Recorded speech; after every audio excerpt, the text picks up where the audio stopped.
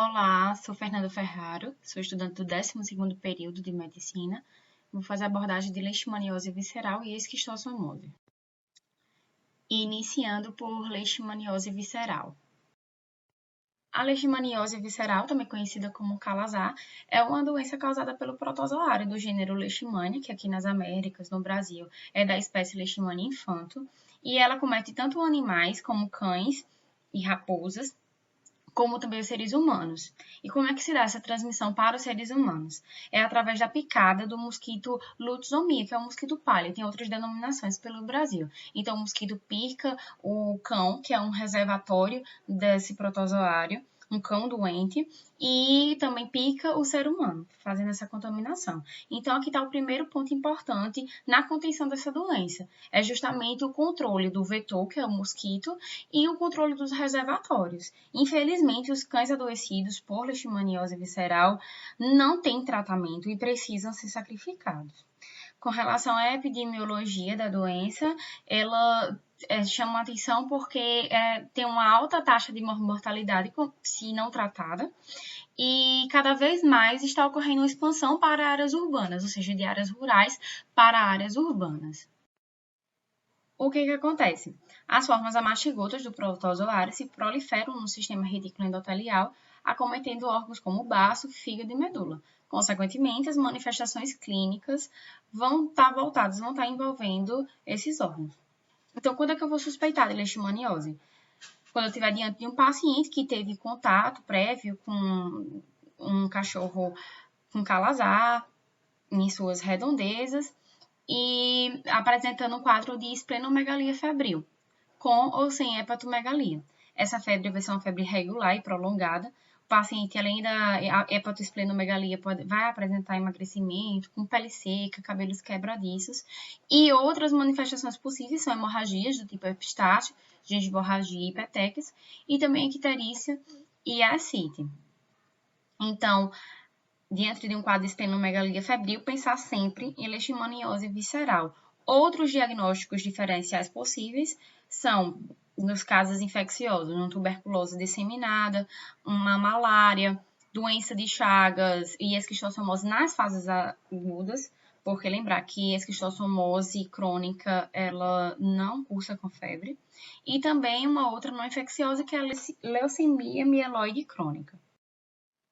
Sobre o diagnóstico, o exame mais indicado para confirmar a leishmaniose visceral é a pesquisa do parasita em medula óssea, feito com cultura em meio NNN. Poderia ser feito biópsia, punção de outros órgãos do sistema retículo endotelial? Poderia.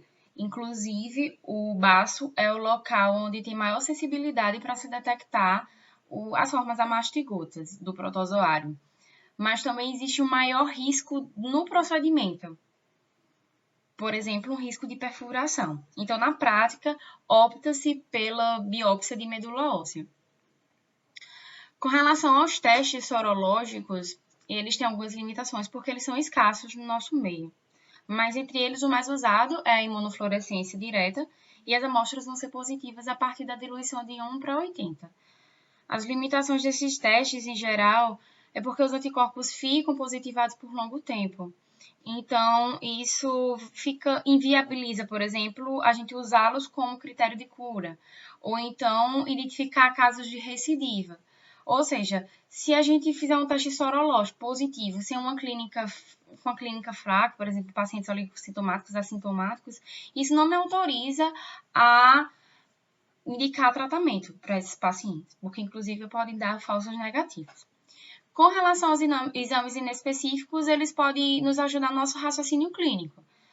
Por exemplo, um paciente com aquele quadro de esplenomegalia febril apresentando uma pancitopenia, anemia, inversão albumina-globulina, que é bem típico da leishmaniose visceral, e também aumento de ST, LT, fosfatase alcalina, DHL, nos ajuda a reforçar a nossa hipótese diagnóstica de leishmaniose.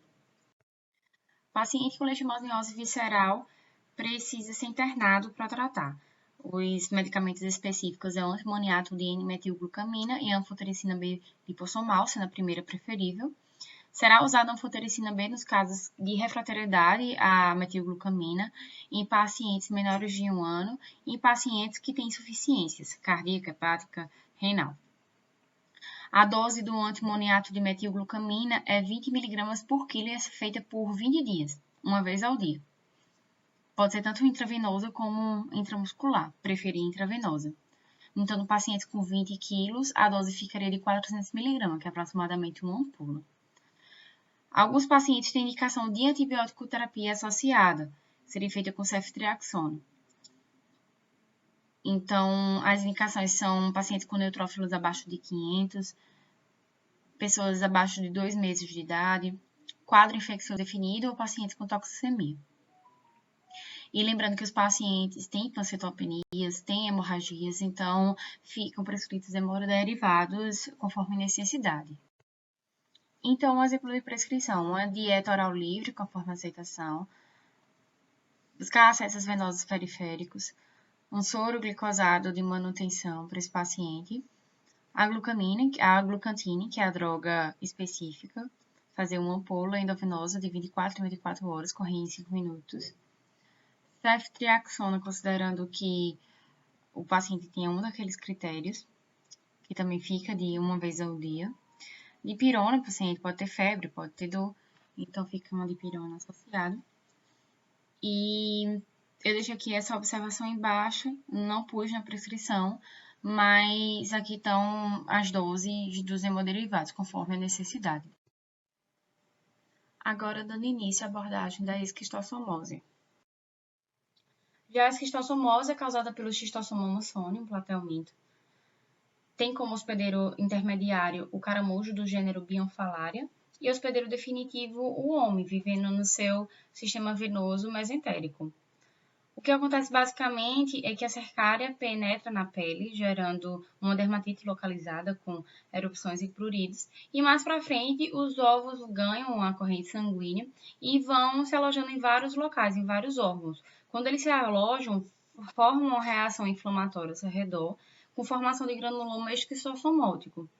Esse granuloma está principalmente na mucosa coloretal e no espaço porta do fígado, que isso é o evento patogênico mais importante da esquistossomose, que é responsável pela sua cronicidade.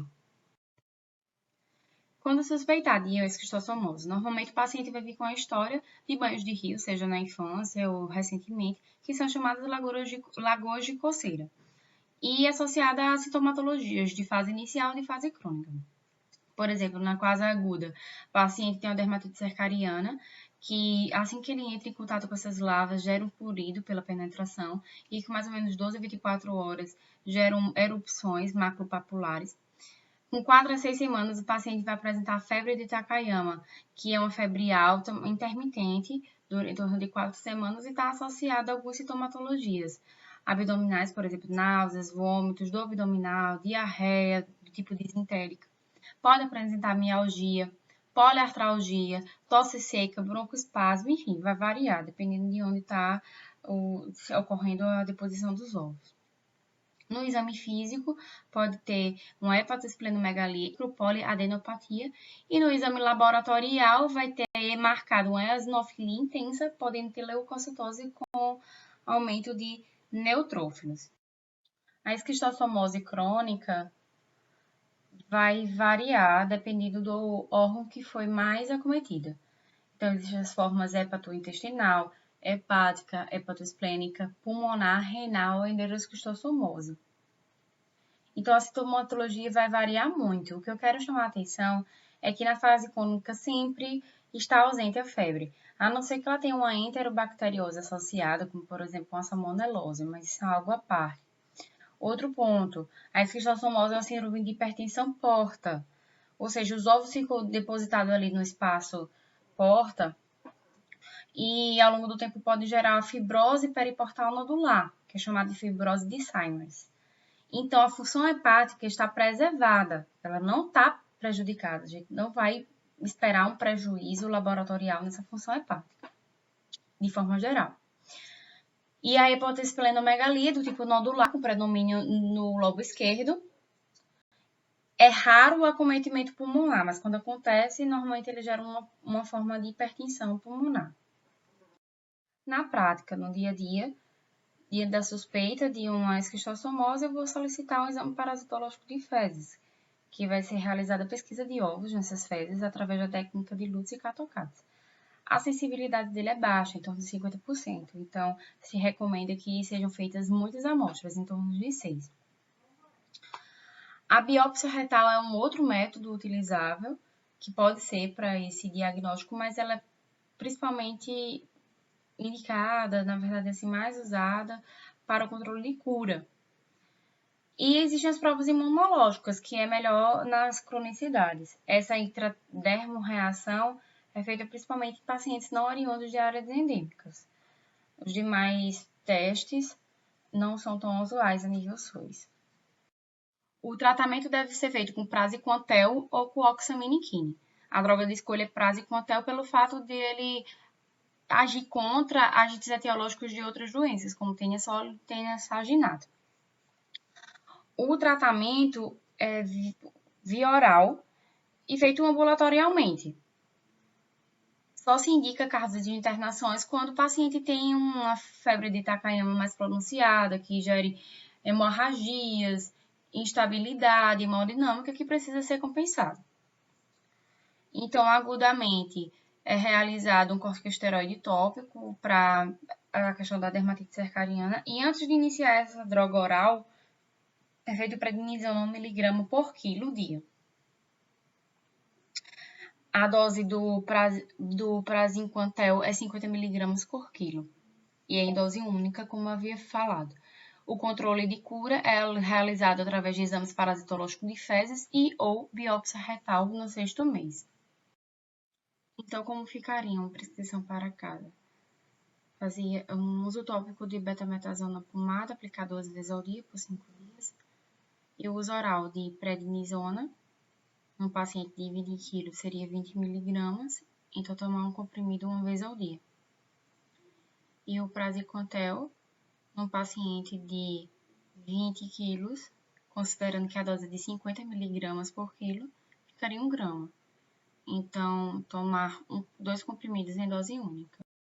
Então, essas foram as abordagens de leishmaniose visceral e esquistossomose e seguimos agora com a discussão. Obrigada!